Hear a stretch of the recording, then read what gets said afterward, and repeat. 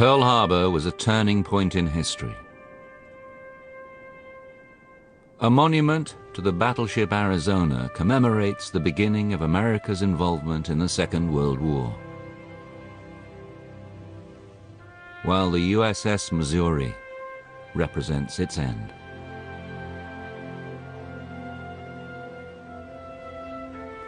A much smaller memorial consists of two simple circles of stones honoring what many consider to be the single most effective military service in the war against Japan, the Submarine Force of the United States Navy.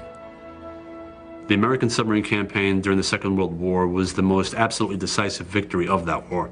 The submariners in the Pacific reduced the Japanese Imperial Navy and its merchant fleet to near non-existence. A short distance away from the memorial stones is the USS Bowfin, a survivor of the conflict, preserved now in her wartime condition as another monument to American submariners. Curious visitors come in peace today, but in her prime, the Bowfin was a warrior, traveling nearly 100,000 miles on 9 war patrols, sinking more than 67,000 tons of Japanese shipping. But such victories are not won without sacrifice. There are 52 stones at the Pearl Harbor Submarine Memorial representing the 52 boats lost in action during World War II and the 3,505 men who perished with them.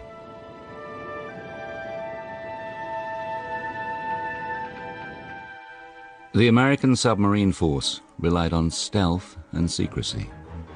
It was vital that enemy ships, once struck, never knew it was a sub that hit them. The operations of American submarines were largely secret, and they became known collectively as the Silent Service. The letters SS in the Bowfin's official hull number identify her as a submarine. The numerals show she was the 287th sub to enter the US Navy since the force was founded, with the commissioning of the USS Holland in 1900.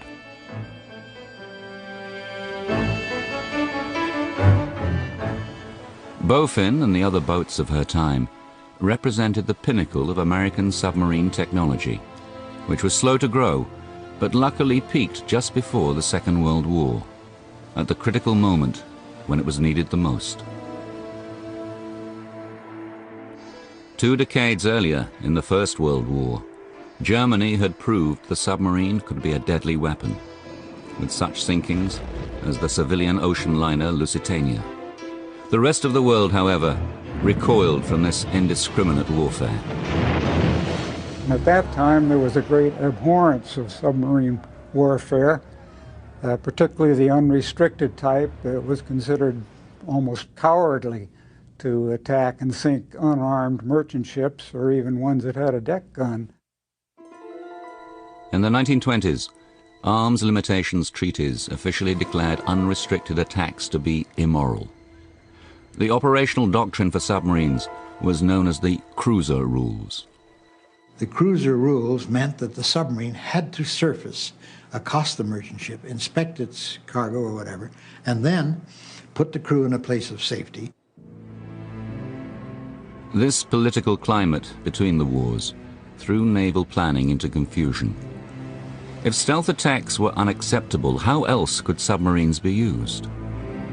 Prior to the World War II submarines, and some years before World War II started, there was quite a discussion in the Navy as to the proper employment of our submarines.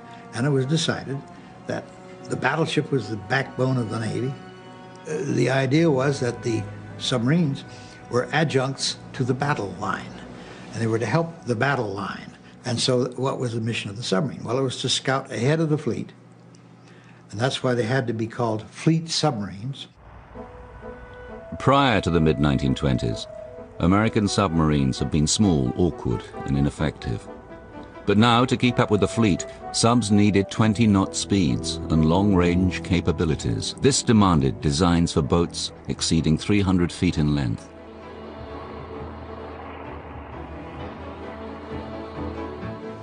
At 1,500 tons or more, the boats were double the weight of their predecessors. But there was a weak link. American diesel engines of the 1920s simply didn't measure up.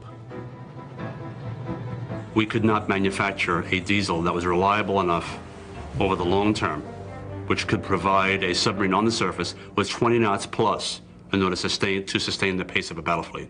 It couldn't be done. But in the early 1930s, the American railway industry was spearheading improvements in diesel technology designed to replace steam power on American trains. A fortunate coincidence for the Navy. Similar engines were ideal for submarines. One of the things you have to remember about submarines is that they have to have two power sources. One for submerged operations, which is all electric, and one for surface operations, and that's the diesel engine. An efficient new arrangement no longer geared diesels directly to the propellers as in earlier subs. Now the engines drove generators full-time, feeding current to electric motors which turned the propellers instead. Large banks of batteries provided the power when the sub was submerged, and the diesels had to be shut down. By the time of 1934, we really had a submarine that had almost all the characteristics of the fleet boat that did serve during the war. And from then on, it was a case of improvement and refinement. Among those refinements were features to make the crew comfortable on long voyages, because the next military opponent facing Navy submarines was undoubtedly Japan. If the Navy's major task was to patrol the Pacific, it needed a submarine that had long sea legs, could accommodate a large crew, could sustain them over time, could provide clean air and good food, and good drinking water. And the design had to be like that. In 1939, plans for the USS Gato were in progress. With war on the horizon, its design became the fixed standard for mass production. The Gato-class subs were 312 feet long and carried a crew of 80. They could make 19 knots on the surface, dive 300 feet, and were equipped for journeys of 10,000 miles or more. The American fleet submarine had come of age. I think they were the best built submarines in the world, barring none. Germans, anybody else, we had the best. Ours were Cadillacs. We all had our own bunk. We had 3 good meals a day. And we had a clean boat, we had a good crew, we had water. Well, we'd take a bath once a week. And they were very reliable and dependable. But the first of the Gato-class subs would fail to be ready in time to do the job for which they were designed. World War II was about to begin.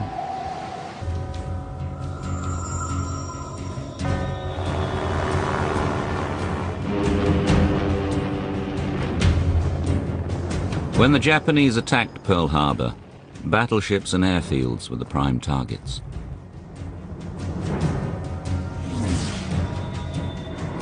Unnoticed or ignored were the submarines, whose crews were among the first Americans to fight back.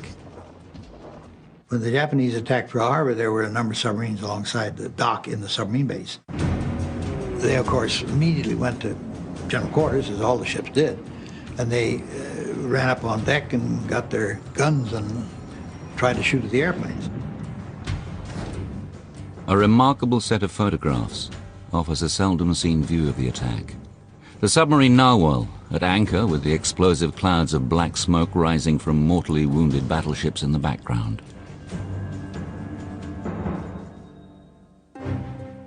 On deck, sailors survey the attack in disbelief. The Union Jack flutters in a breeze on the Narwhal's bow, as a Japanese plane streaks out of the sky toward them. The Narwhal, together with the submarine Tautog and a nearby destroyer, were given group credit for shooting down the first of 29 Japanese planes destroyed in the raid. On this day of infamy, however, their efforts were barely noticed.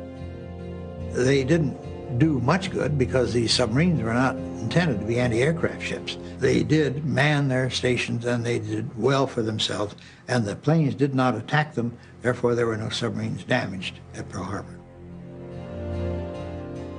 The submarine Pompano, built in 1937, had been scheduled to arrive at Pearl Harbor from the mainland that very morning, but rough weather had made her 4 hours late. A young officer, Roger Payne, was on board. The message that we got, plain language, was, "This is no drill. Attack on Pearl Harbor. This is no drill." And that was really the only word that we had for quite a while. With cautious war procedures suddenly in place, the Pompano did not reach her destination for another 2 days. It was a very shocking thing indeed to enter Pearl Harbor and to see battleship Roe in a shambles, bodies actually floating in the water still. This was 2 days after the event. The pre-war rules of restraint and political courtesy under which all subs had previously operated were suddenly gone. When the Japanese hit us at Pearl Harbor, that wiped all the rules off the books. We got a piece of paper signed by Admiral Nimitz directing our skipper to use unrestricted submarine warfare, sink ships of any kind whenever he found them. I was cheering. I was emotionally affected by what I saw as the quality of my leadership. At the start of the Second World War, there were only 55 American submarines in the Pacific, split between Pearl Harbor and the Philippines. A number of these were the obsolete S-class boats, built in the early 1920s, and useful for little more than training. The others, like the Pompano, were advanced but developmental fleet subs. The new mass-produced Gato-class boats were yet to be completed. When the USS Gato was commissioned 3 weeks after the attack on Pearl Harbor, it signaled the beginning of a massive building program that would put 221 new fleet submarines into duty before the end of the war. In 1943, the Gato class would be succeeded by the Baleo class subs. Nearly identical in appearance, they were equipped with heavier hulls and called thick skin boats, allowing dives to 400 feet, 100 feet deeper than the thin skins. As America mobilized for war, the unique role of the submarine with its cutting-edge technology attracted the finest of crews. The Pacific Fleet was in shambles, and only the boats of the Silent Service remained to draw the battle lines.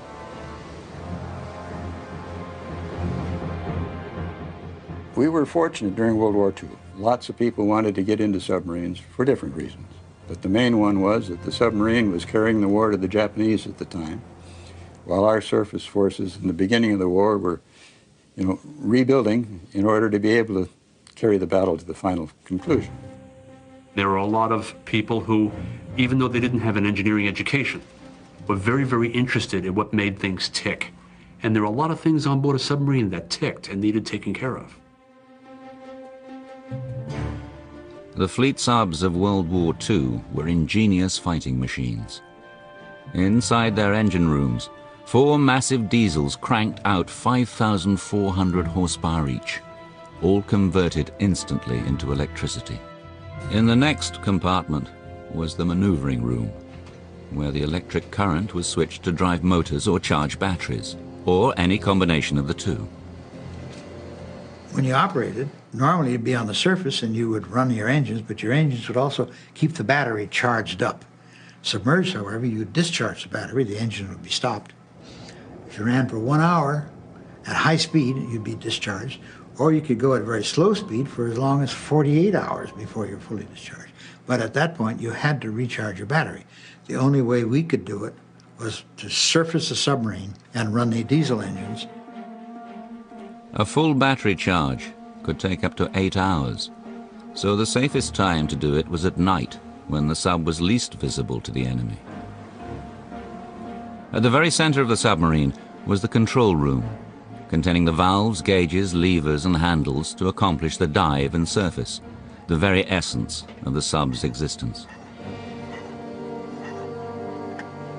We practiced this a lot, and we thought of all sorts of different stratagems to increase our diving speed to the point where the trigger, which was my first submarine, we got her down to 30 seconds during the war. Immediately above the control room was the conning tower, the part of the boat located inside the superstructure that gave all the World War II subs their distinctive silhouette.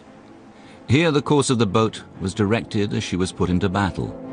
This was home to the helm, the boat's steering wheel, as well as its eyes, the periscopes.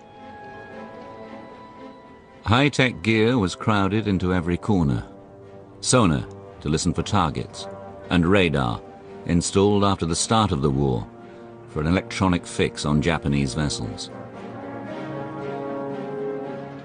There was even a special torpedo data computer, or TDC, a mechanical calculator that automatically tracked a target and aimed the torpedoes.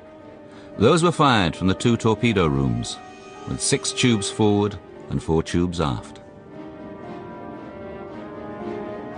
They carried a great load of torpedoes. They carried 24 torpedoes. We could reload them quite quickly.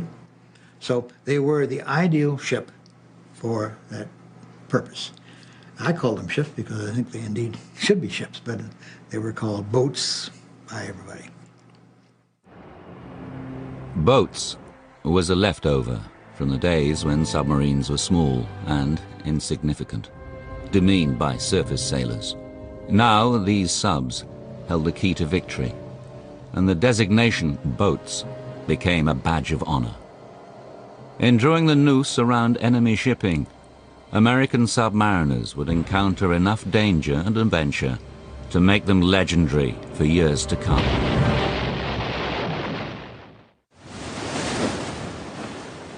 Of all the stories involving American submarines in the Second World War, none is stranger than that of the sister ships Sculpin and Squalus. Their tale involves each in a drama concerning the other's survival and destruction. The saga begins in early 1939, at a time when events were leading the world to a war that was still months away.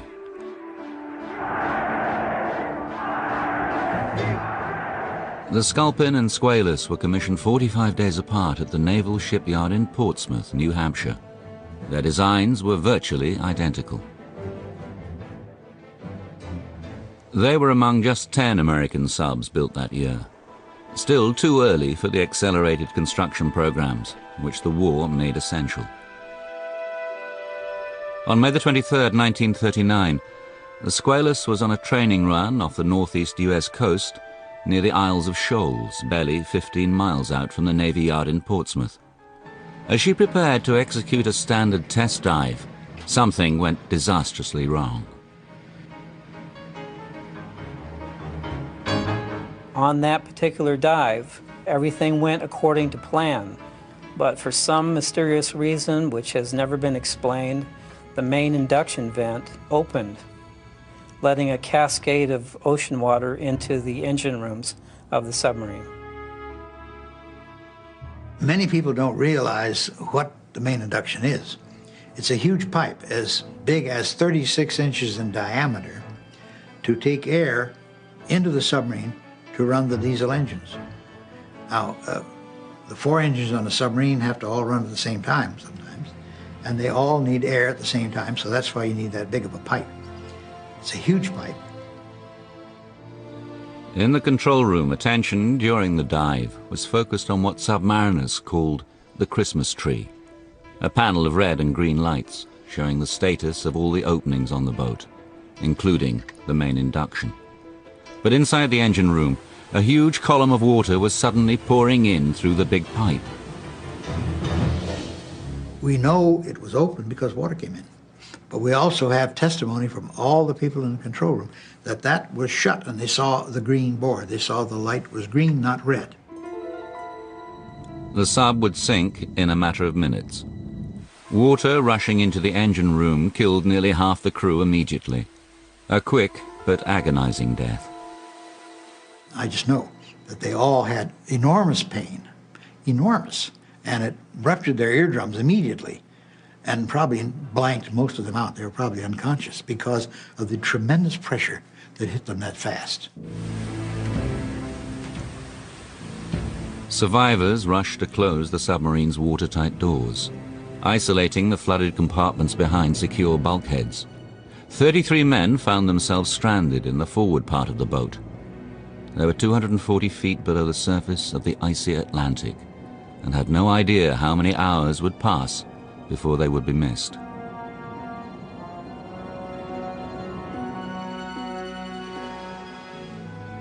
When the Squalus failed to report in after its test dive, her sister ship, the Sculpin, was dispatched to look for her. The Sculpin found the Squalus by sighting its emergency rescue buoy, with which all subs were equipped. With Sculpin leading the way, ships, men, and equipment converged on the scene. But the Navy had an ace, a new diving bell invented by Commander Alan R. McCann. It was rushed to the scene aboard the rescue ship Falcon. In a hazardous operation, the bell was sent to save the lives of men who would otherwise be doomed. You sort of glued to the radio. We didn't have TV, so we were all following as best we could how these people might be rescued. And there was a tremendous feeling of wonder and awe when, in fact, they brought up a large number of the crew. The first bell brought up 7 crewmen, and it was almost miraculous to the press covering it that, for the first time in history, crewmen were brought up from great depth from a submarine. It was almost unbelievable. Cables went out across the country and gigantic headlines were generated in newspapers everywhere. Though 26 men were killed, all 33 who remained alive in the forward part of the boat were saved. In the inquest that followed, no conclusions were reached on the cause of the Squalus accident. The mystery of the main induction failure remains unsolved. People have theorized over what happened, and I have my own theory. No proof, just my idea. The chief in charge, a checked-out sailor, he'd been in submarines for years, must have somehow opened the induction when he meant to open some other valve. He probably grabbed the wrong handle and opened the induction. You can do a thing 1,000,000 times correctly. That's the time you're going to make a mistake. You got to realize you get stale when you're doing something, so you don't do it routinely. You got to remember that this kind of a thing, you do it unroutinely every time. 2 months later, the sea off the Isles of Shoals was crowded once more, as salvage ships converged on the site to raise the sunken Squalus. The Sculpin was on hand again, her destiny still linked closely to her sister ship. When President Franklin Roosevelt saw pictures of the Squalus as her nose leapt from the water, he likened her to a sailfish. That description would become the new name of the ill-fated boat after it was restored and put back into service. But cynical, superstitious sailors thought this sub would forever be cursed. They nicknamed it the Squalefish.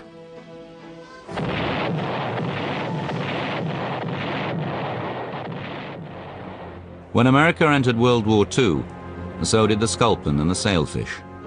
For 2 years, the boats were sent on routine patrols in the Pacific until, in 1943, fate and the Japanese once again reunited the sisters. In November of that year, Captain John P. Cromwell was aboard the Sculpin, coordinating a 3-sub wolf pack near Truk Island, then a major Japanese base. Suddenly, the sub was attacked by an enemy destroyer. Depth charges damaged the Sculpin beyond recovery. The Sculpin was at the limit of its battery charge. There was no way it could stay under the surface any longer without dooming the crew. So the skipper decided to scuttle the boat. The Sculpin had to sink herself to avoid falling into enemy hands. Cromwell, as the Wolfpack commander, now faced an agonizing decision. He was aware of a planned top-secret American strike on the Gilberts, 1,000 miles to the east. His capture could put the entire strike in jeopardy. He is recorded as having said, "I'm sorry, I can't go with you. I cannot take the chance of being put on dope or torture that I couldn't take or something to cause me to tell information that I have known. Therefore, I must stay aboard." And he did. He went down in the wardroom and just simply sat there until the ship sank. John P. Cromwell was awarded the Medal of Honor for his sacrifice. The Sculpin was lost, but 41 of its crew survived. Captured by the enemy, they were put aboard the aircraft carriers Chuyo and Unyo, bound for Japan. It was here that the sailfish, formerly called the Squalus, entered the Sculpin's story once again. The Sculpin prisoners were below decks on the two carriers as they headed into a typhoon off the coast of Japan. It was the same area that the sailfish was assigned to in seeking out enemy vessels. Due to the violent storm, the sub could not actually see its target. Only radar revealed the presence of a large enemy vessel. The sailfish attacked the Choyo and sank it, not realizing that 21 Sculpin prisoners were on board. Among the 21 Sculpin prisoners, only one survived. It was not until the end of the war that investigators could piece together the strange story of the two boats. Years would pass before the lone survivor of the Sculpin learned the deadly torpedo had come from the sailfish, sister ship to his own. As the United States rushed to put its newest submarines into production at the beginning of the Second World War, the Navy was forced to make the best use of its existing boats as well.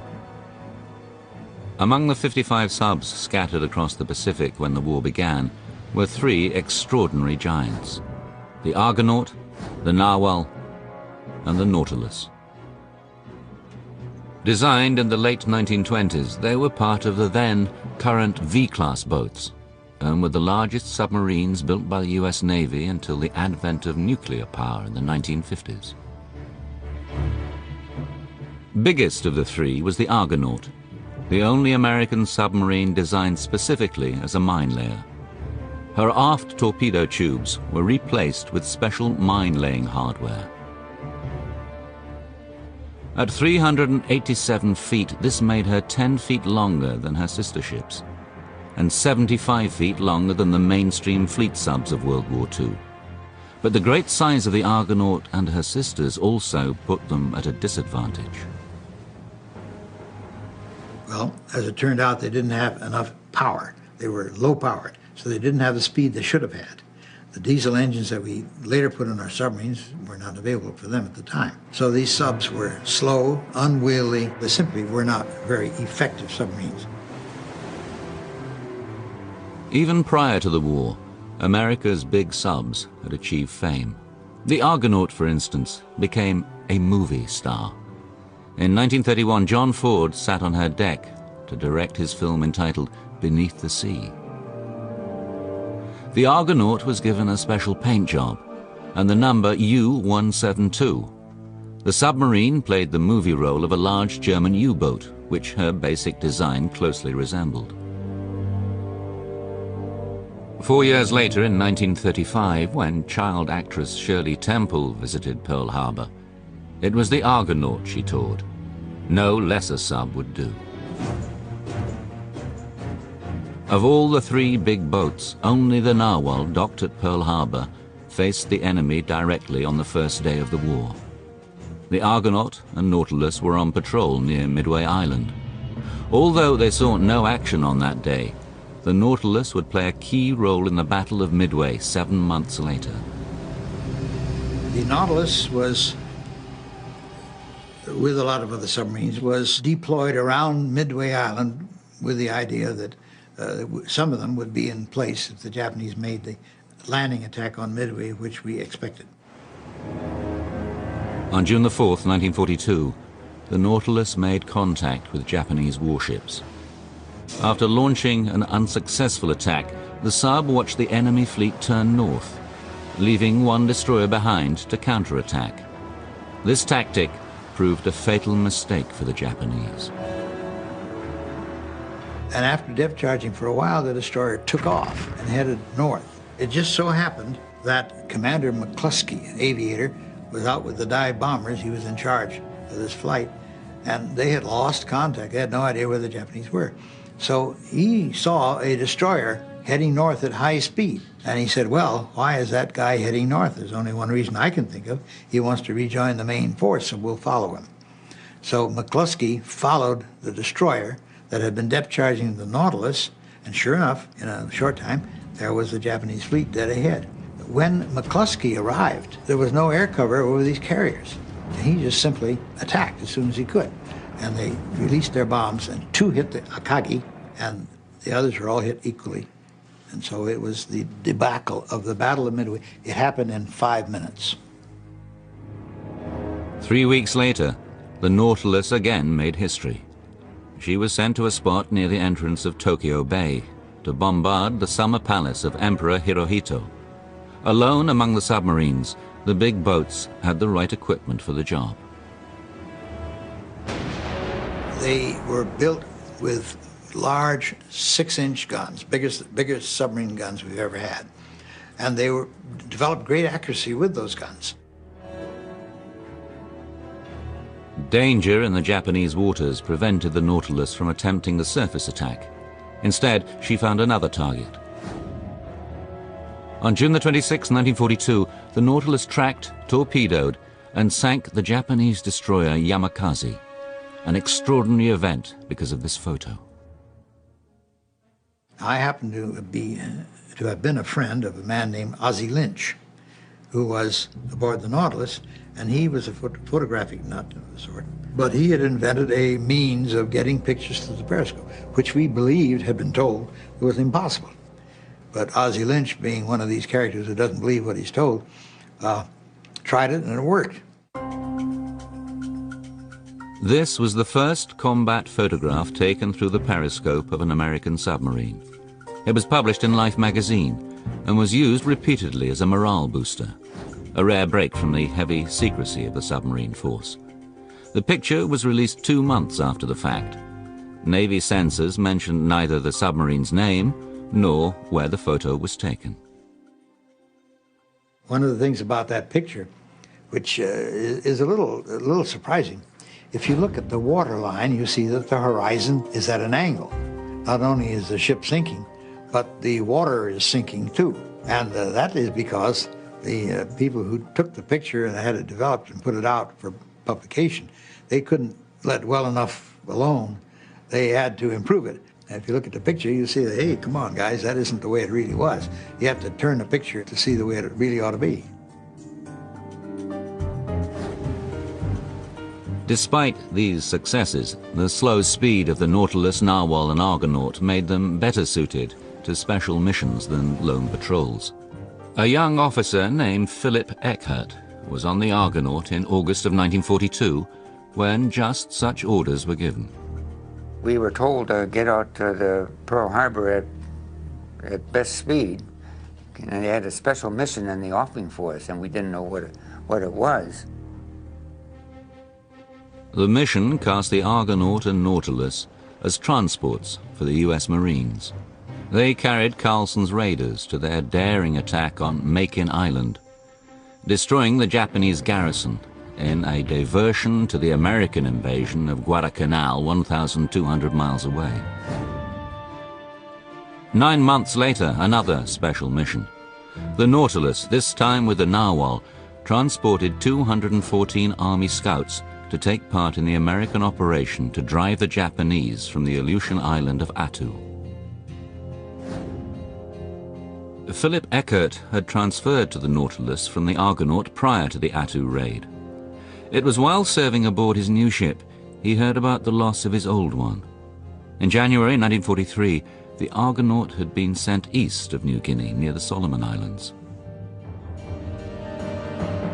I just feel that the Argonaut was sent into extremely dangerous waters, keeping in mind what her configuration was, namely no after torpedo tubes.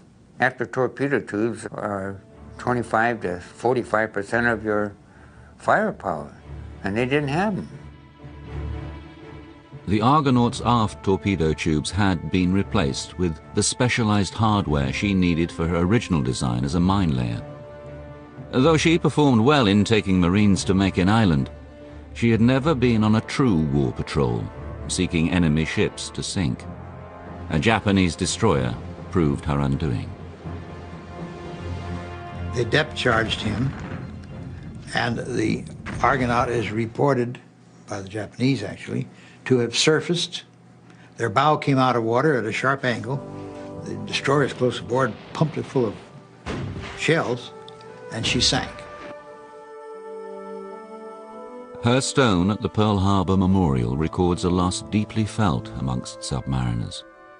The Argonaut, as big as she was, carried more crew than any other American sub. 106 men died when she went down, the single greatest submarine loss of World War II. By mid-1944, the war was going well for the American Navy. Preparations were being made to retake the islands of Guam, Saipan, and Tinian in the Marianas. 1,000 miles to the west of those islands, submarines were sent to patrol the San Bernardino Straits in the Philippines. There they hoped to sight the Japanese Mobile Force, a fleet of ships expected to oppose the American offensive. Locating the enemy was essential. And the Japanese forces came through San Bernardino Straits. There was a long way to go to make an engagement with the American forces. For several days they were unsighted. Nobody knew where they were. Zeke Zelmer was an officer aboard the USS Cavallo, a new submarine on its very first war patrol. Cavallo was built at Connecticut's Electric Boat Company and was commissioned on February the 29th in the leap year 1944. Her men called her their lucky lady. For sailors' superstitious reasons, we felt that the 29th of February was very auspicious and would bring luck to Our Lady the Cavallo. But the crew scarcely knew how lucky she'd be as they searched for the Japanese Mobile Force off the Philippines their first time out. Through the sonar system came the telltale sounds of enemy ships. Cavallo saw some ships, heard some noises, submerged, and found themselves with a mobile force coming at them. Ideal situation for a submarine commander. Sink them all. But skipper Herman Kosler did nothing. Unknown to his crew, his orders were to report first, shoot second. Herman did his duty. He did not fire. He let the carriers and all these magnificent, juicy targets go by, and they didn't know he was there. And he simply then surfaced, got his antenna out of water at any rate, and sent the report. It turned out to be one of the decisive reports of that battle. Frankly, the crew and the officers as well were devastated. Here we had the ideal target on our first patrol. We counted at least 15 ships by sonar. We had seen some 7 ships, including carriers and cruisers.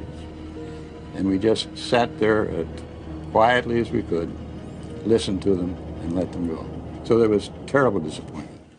Morale was probably at the lowest ebb I saw it on the Cavallo. But Zelmer and the crew would not be disappointed for long. With the Japanese now located, the orders were changed. Shoot first, report second. Before long, ships appeared on the horizon. One of them, a large aircraft carrier. Now the important thing to know was, are they Japanese or are they American? The last thing we wanted to do was to sink an American carrier. So it is imperative that we have a positive identification before we went in and made our final attack. The ship in the periscope was the Japanese carrier Shokaku, although the Cavallo's crew did not yet know it. To all appearances, it could have been one of their own. The Shokaku was unlike most Japanese carriers. It had a large island on the deck, as do our carriers. Most of the other Japanese carriers were more flush deck, and so we had the one that was the easiest to confuse with an American carrier. The Cavallo was closing fast, and the skipper still could not identify the carrier. The executive officer took a look, then the fire control officer. They desperately scrutinized their ship recognition manual. Time was running out. We're now getting closer to the target, and we're going to have to make a decision. Skipper raises the scope, takes another observation. We're now close enough. The ensign stands out, and he says, "There's a meatball on the ensign. It's Japanese. We'll fire on the next observation." We proceeded for the next 3 minutes. Fired 6 torpedoes at 1,200 yards. 3 of them hit. The Cavallo and her crew remained submerged, avoiding attacks from Japanese destroyers. Sounds of the enemy depth charges grew faint as she edged out of the area. And then we heard 4 very large explosions in the distance. These were not depth charges because they continued to rumble. It was an explosion and a lot of noise. And we thought that spelled the end of the carrier. Zelma and the Cavallo crew were elated. Even more so when, long afterwards, they realized that the Shokaku was one of the carriers that participated in the attack on Pearl Harbor. Well, one's elated with what one accomplishes during the war, and then when you put the little frosting on the cake as well, you get an extra feeling of satisfaction. A little payback, if you will. The Cavallo was one of the 2 American subs to sink aircraft carriers prior to what became the First Battle of the Philippine Sea. The Japanese Navy entered the action so weakened, it was a lopsided American victory, forever known as the Great Marianas Turkey Shoot. Today, Zeke Zelma is a frequent visitor to his old boat. The USS Cavallo sits in a state of disrepair at a naval memorial park in Galveston, Texas.